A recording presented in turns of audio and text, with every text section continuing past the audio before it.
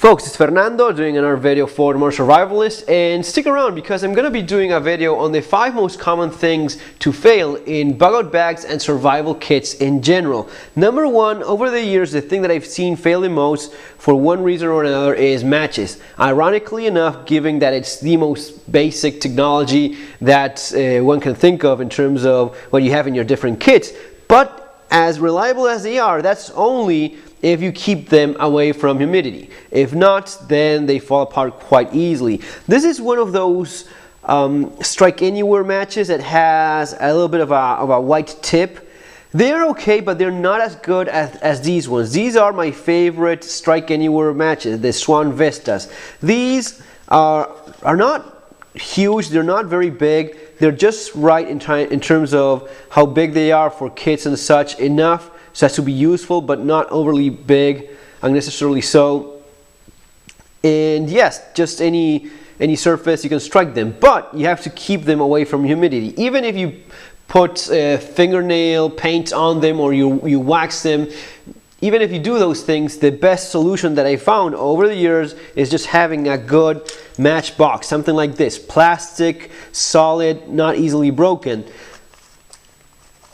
And also, don't forget, even if you have strike anywhere matches, keep a little bit of a striking surface. This is basically just sand and glue, right?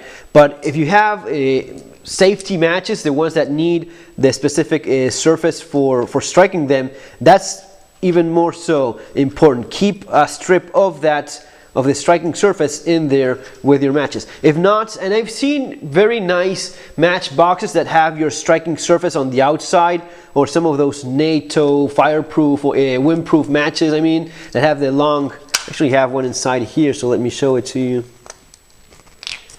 So you have these matches, right? These are a waterproof, windproof, NATO type matches. Yeah, if they come in the plastic box that has the striking surface on the outside, the striking surface is going to be getting wet, it's going to get worn out, and it's not going to be working no matter how great the match is and how well kept it was inside. All right. Also, these are the ones I was talking about. The strike anywhere. I think these are the diamond strike anywhere matches that have the sulfur strike anywhere surface would actually be the small white part. The rest is just normal match type of powder, and once if you lose that white head there, the rest is not going to be working as a strike anywhere match. So that's what you have with these, with the Swan Vistas. All of this is that strike anywhere kind of thing. So even if you wear out a little bit of a tip, you can still go for the sides. But again, humidity definitely a thing that affects them the most, so keep them in a waterproof solid container. Number 2, and I just checked in one of my kits, going through them. Look what happened. These are batteries. Yeah, the expiration date is right there, 2015. But this happens even within the normal use period of your battery, and these are actually the Duracells that leaked all over.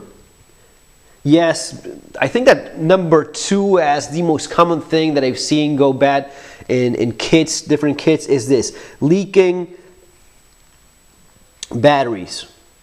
And this is still within a little plastic box. I mean, many times it happens inside your actual flashlight. So check these, replace these as needed, of course, but important tip here is don't keep your batteries inside your flashlight. And if you're going to be doing that, make sure you have this kind of battery. Make sure you have a flashlight using lithium batteries, which I've never seen fail like that. I mean, I've seen this, I see this all the time, and you see it as well, guys, in your remote controls or flashlights that are not being used a whole lot. Even the ones that you do use, sometimes you open it and they're leaking all over the place. So for something like this, go with your lithium batteries, or even the rechargeable lithium ion batteries. I have these, I've had these for some time, the lithium ion batteries as well. These are pretty reliable. I mean, and they hold charge quite well as well. So my suggestion would be that for a survival kit, have at least one of your lights with the flashlight that you have ready to go. You know, if you're going to be having one ready to go, like this one or some other flashlight, have it with a lithium battery in there. You're not going to be having any unpleasant surprises, at least not very likely. Number 3 happens pretty often as well, and time goes by pretty fast. Expired food. And this, it is 2013, so this is the kind of thing that you just have in one given kit, forget about it, and just years later you realize, yeah, it's completely expired. Actually going to be opening just to... But yes, this is maybe one of the things also very common to find in a number of kits, and you see it with people.